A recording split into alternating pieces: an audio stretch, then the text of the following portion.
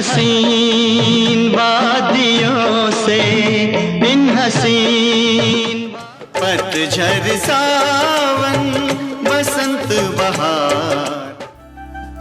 अनेकों सुपरहिट गीतों को अपनी मधुर आवाज से सजाने वाले वो गायक जिनको सुनना हर कोई पसंद करता है। उनकी आवाज में ऐसी गहराई है जो सीधे दिलों तक पहुंचती है। किस्मत में तू नहीं शायद, क्यों तेरा। जिन्होंने फिल्मी गीतों के साथ साथ भक्ति संगीत में भी अपने सुरों से लोगों को मंत्रमुग्ध किया है। इनकी आवाज में तमाम भजन व मंत्र सुनकर मन भक्ति भाव में डूब जाता है। गगन में होती है तेरी जय जयकार हो मैया। गणपतये नमो नमः, श्री सिद्धि विनायक नमो नमः। जिन्होंने अपनी दिलकश और बुलंद आवाज से हर किसी का मन जीता है। ये अपने सुरीले सुरों से ऐसा समा बांध देते हैं कि हर कोई झूमने पर मजबूर हो जाता है।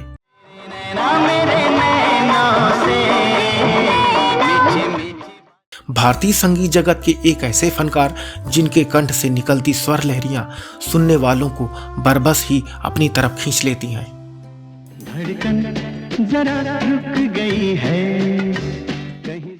इन्होंने फिल्म संगीत में एक अलग छाप छोड़ी है। सही मायने में ये बेहद काबिल गायक रहे हैं। इनकी मीठी आवाज में गाने सुनना सुकून भरा एहसास होता है, जिन्हें दुनिया सुरेश वाडकर के नाम से जानती है। घटा छा गई है, बाहर आ गई। नमस्कार, मैं हूं आपका दोस्त और होस्ट DS मिश्रा और आप देख रहे हैं अपना पसंदीदा YouTube चैनल रेट्रो सिने सफर। और बात हो रही है बॉलीवुड के दिग्गज प्लेबैक सिंगर सुरेश वाडकर की। दोस्तों, सुरेश वाडकर की अनोखी आवाज इन्हें एक अलग पहचान देती है। यही वजह रही कि इनकी गायकी स्वर कोकिला लता मंगेशकर और आशा भोसले को बहुत पसंद थी और वे दोनों बार बार इनके लिए सिफारिश भी करती थीं।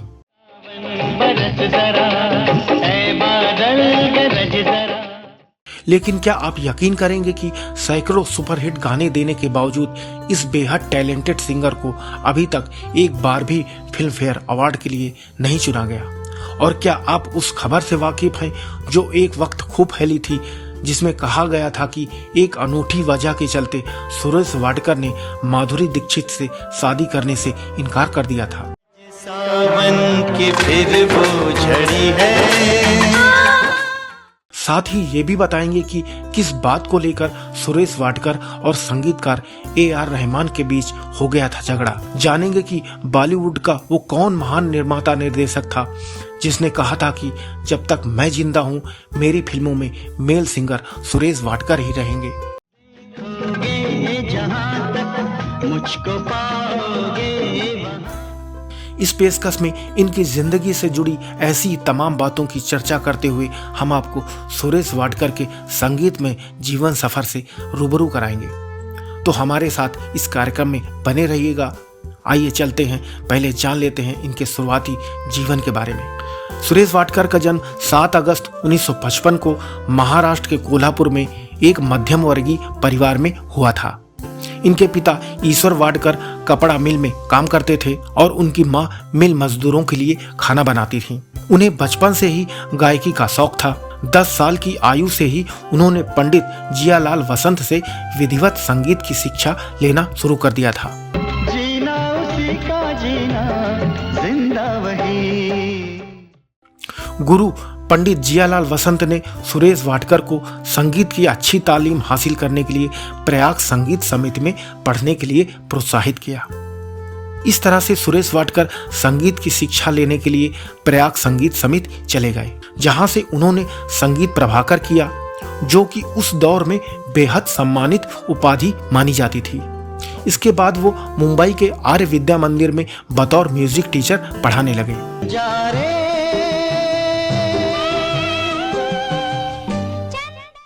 दोस्तों, युवावस्था में इनको संगीत के साथ साथ अखाड़ों में कुश्ती लड़ने का भी शौक रहा। अपने सपनों की उड़ान भरते हुए सुरेश वाडकर ने 1976 में 21 वर्ष की उम्र में एक संगीत प्रतियोगिता सुर श्रृंगार में भाग लिया और विनर बने। उस वक्त वहां संगीत निर्देशक जयदेव और रविंद्र जैन बतौर निर्णायक मौजूद थे। सुरेश वाडकर की आवाज से दोनों संगीतकार बेहद प्रभावित हुए और उन्हें फिल्मों में पार्श्व गायन का मौका देने का वादा किया। मैं देर करता नहीं, देर हो जाती है। और बाद में अपना वादा निभाते हुए संगीत निर्देशक रविंद्र जैन ने सुरेश वाडकर को राजश्री प्रोडक्शन की साल 1977 की फिल्म पहेली में पहला ब्रेक दिया था। सुरेश को उनके संगीत निर्देशन में पहला गाना सोना करे झिलमिल झिलमिल, वृष्टि पड़े टापुर टुपुर हेमलता के साथ गाने का मौका मिला था, जो उन दिनों काफी मशहूर हुआ था।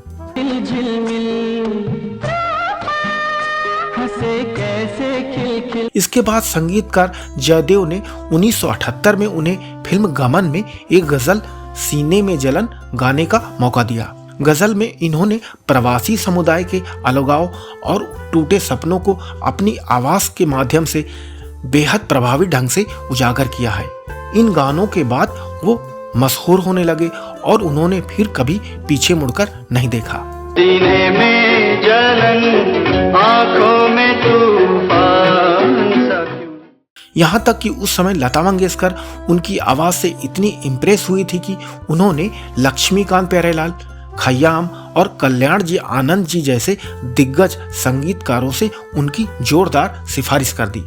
लक्ष्मीकांत प्यारेलाल ने जब सुरेश वाडकर की आवाज सुनी तो वे बेहद इम्प्रेस हुए और उन्होंने साल 1981 की फिल्म क्रोधी के लिए लता मंगेशकर के साथ उनको एक युगल हिट गीत चल चमेली बाग में गाने का मौका दिया।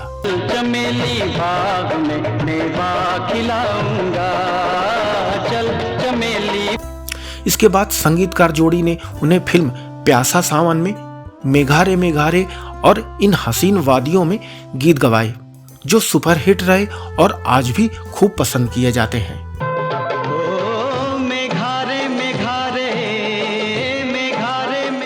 हसीन वादियों से दो चार। लेकिन इनके कैरियर में सबसे बड़ी टर्निंग पॉइंट 1982 की ब्लॉकबस्टर फिल्म प्रेम रोग बनी, जिसका निर्माण व निर्देशन राज कपूर साहब ने किया था। उन्होंने फिल्म में मेरी किस्मत में तू नहीं शायद, मैं हूँ प्रेम रोगी, भंवरे ने खिलाया फूल और मोहब्बत है क्या चीज जैसे चार्ट बस्टर गाने गाकर पार्श्व गायन की बुलंदियों को छू लिया। मोहब्बत है क्या चीज हमको बताओ, ये किसने भंवरे ने खिलाया फूल, फूल को ले गया राजकुमार। फिल्म प्रेम रोग में ऋषि कपूर के साथ उनकी आवाज इतनी जमी कि उन्हें ऋषि कपूर की कई सारी फिल्मों जैसे प्रेम ग्रंथ, बोल राधा बोल, हिना और विजय में गवाया गया। बोल राधा बोल तूने ये क्या किया।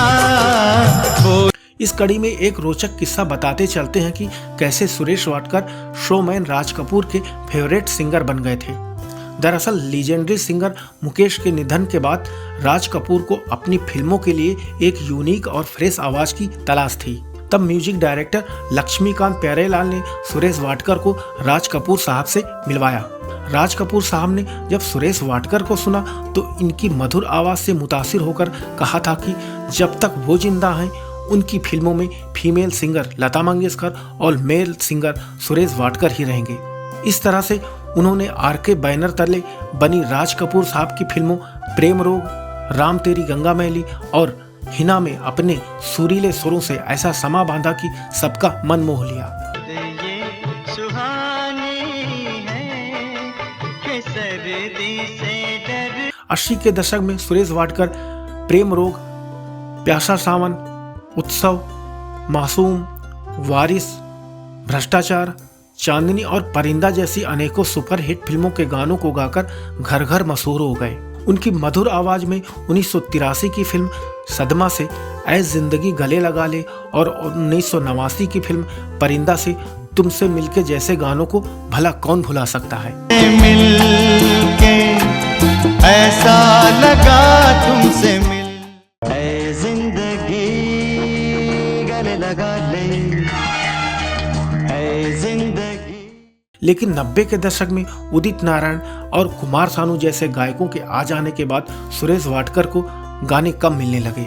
लेकिन इस दौरान भी दिल, हिना, बोल रहा था बोल, लुटेरे, सत्या और माचिस जैसी फिल्मों में इनके गाए कुछ गीत यादगार रहे। मिलती है ओ कुड़ी मेरे सपने में मिलती है।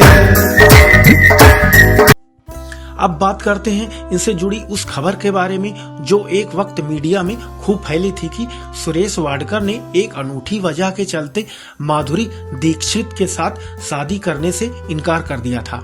मीडिया रिपोर्ट्स के मुताबिक जब सिंगर सुरेश वाडकर का बॉलीवुड में बोलबाला था तब उनकी मराठी परिवारों में अच्छी खासी धाक थी। माधुरी दीक्षित के परिवार को वो बहुत पसंद थे, जबकि उन दिनों माधुरी दीक्षित बॉलीवुड में नई एक्ट्रेस थी और उनको कोई नहीं जानता था। खबर फैली थी कि माधुरी दीक्षित के पिता शंकर दीक्षित कम उम्र में ही उनकी शादी करवाने के पक्ष में थे। उन्होंने कई लड़के देखे थे पर माधुरी से 11 साल बड़े सुरेश वाडकर ही उन्हें पसंद आए। माधुरी के परिवार वाले जब इस रिश्ते की बात करने सुरेश वाडकर के घर गए तो सुरेश ने एक बार माधुरी से मिलने की इच्छा जताई।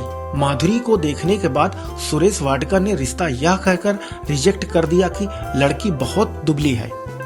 लेकिन एक इंटरव्यू में सुरेश वाडकर ने स्पष्ट कहा था कि उस खबर की कहानी में सच्चाई क्या है उसको जाने बिना ऐसी खबर उड़ा देना बेतुकी बात है। वो तो यहाँ तक कहते हैं कि अगर माधुरी जैसी खूबसूरत लड़की का रिश्ता उनके लिए आता तो वो सपने में भी मना नहीं करते। प्रिया प्रिया क्यों बुला दिया। सुरेश वाडकर मराठी फिल्मों में भी एक दिग्गज शीर्ष गायक के तौर पर मशहूर रहे हैं। उन्होंने अपनी गायकी से मराठी श्रोताओं पर भी जादू किया। उन्होंने आर.डी. बर्मन और गुलजार के साथ मिलकर कुछ गैर फिल्मी गीतों के कई एल्बम भी बनाए, लेकिन वे कॉमर्शियली सक्सेस नहीं हो पाए। हुजूर इस कदर भी ना इतरा के चलिए। अब उस घटना की चर्चा करते हैं जिसके बाद दो दिग्गज फनकारों के बीच हमेशा के लिए अनबन हो गई थी। बात उन दिनों की है जब 1995 की फिल्म रंगीला में A.R. रहमान के म्यूजिक डायरेक्शन में सुरेश वाडकर ने गाना प्यार जाने ये कैसा है, क्या कहें कुछ ऐसा है कविता कृष्णमूर्ति के साथ गाया था। लेकिन अगले गाने की रिकॉर्डिंग के दौरान उनकी A.R. रहमान से जबरदस्त बहस हो गई थी। एक इंटरव्यू में सुरेश वाडकर ने बताया था जब A.R. रहमान ने दूसरी बार गाने के लिए बुलाया तो उस गाने की रिकॉर्डिंग उनके असिस्टेंट ने कराई।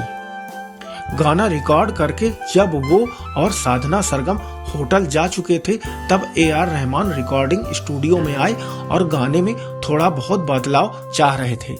इस बात को लेकर सुरेश वाडकर और रहमान के बीच बहस हो गई थी। सुरेश का कहना था कि उनको गाने की रिकॉर्डिंग के दौरान खुद रहना चाहिए था। खैर, उस घटना के बाद ना तो उन्होंने सुरेश को बुलाया और ना ही फिर कभी उन्होंने A.R. रहमान के लिए गाया। हालांकि सुरेश वाडकर कहते हैं कि A.R. रहमान बहुत ही टैलेंटेड हैं, हमें उन पर गर्व है, लेकिन उनके काम करने का तरीका उन्हें पसंद नहीं। निगाहों ने छेड़ा है दिल का तराना। सुरेश वाडकर ने 46 साल से ज्यादा के अपने लंबे करियर में हिंदी, मराठी, भोजपुरी, कोंकणी और उड़िया भाषाओं में हजारों गाने गाए हैं। उन्होंने लक्ष्मीकांत प्यारेलाल, रविंद्र जैन, कल्याण जी आनंद जी, आर.डी. बर्मन, बप्पी लाहिड़ी, इलैया राजा, आनंद मिलिंद और शिव हरी जैसे कई बड़े संगीत निर्देशकों के अलावा क्षेत्रीय भाषाओं के संगीतकारों के लिए अनेकों सुपरहिट गाने गाए। सुरेश वाडकर का संगीत निर्देशक विशाल भारद्वाज के साथ भी काम खूब सराहा गया। उनके संगीत निर्देशन में फिल्म सत्या, माचिस, ओमकारा, कमीने और हैदर के गीत गाए हैं।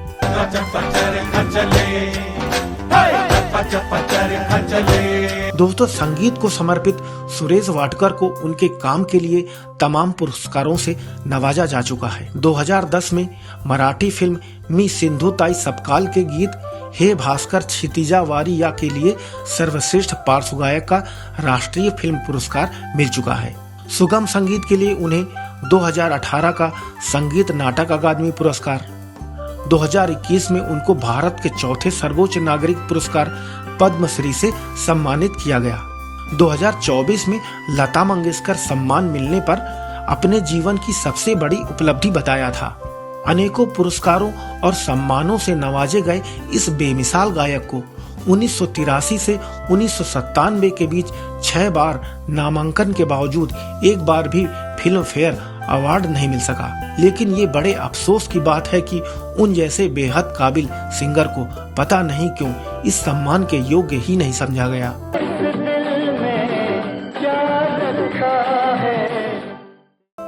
Suresh Wadkar singing reality show Saregama पर लिटिल चैम्प्स और GTV के भक्ति संगीत रियलिटी शो स्वर्ण स्वर भारत के जज भी रह चुके हैं। सुरेश वाडकर मुंबई में आचार्य जियालाल वसंत संगीत निकेतन संगीत अकादमी के निदेशक हैं। उनका न्यू जर्सी अमेरिका में एक संगीत प्रशिक्षण संस्थान भी है। उन्होंने एस ओपन यूनिवर्सिटी के तहत सुरेश वाडकर आजीवन संगीत अकादमी नामक एक ऑनलाइन म्यूजिक स्कूल भी शुरू किया है। हाँ, गोरों की न कालों की दुनिया है दिल वालों की। अगर निजी जिंदगी की बात करें तो सुरेश वाडकर का विवाह शास्त्रीय गायिका पद्मा से हुआ है और उनकी 2 बेटियां अनन्या और जिया हैं। सुरेश वाडकर भारतीय सिनेमा के बेमिसाल फनकारों में से एक रहे हैं। फिल्म संगीत में उनका अमूल्य योगदान सिनेमा जगत कभी नहीं भुला पाएगा। हम उनकी सेहतमंद आयु की कामना करते हैं। सुनी सुनी अखियों में जुगनू चमक उठे जब से मिला है तेरा प्यार। दोस्तों, सुरेश वाडकर की आवाज में कौन से गाने आपको ज्यादा पसंद हैं, कमेंट्स करके जरूर बताएं। साथ ही कार्यक्रम पसंद आया हो तो आपसे गुजारिश है कि चैनल को सब्सक्राइब करना ना भूलें, वीडियो को लाइक और शेयर करें। आप अपना ख्याल रखें।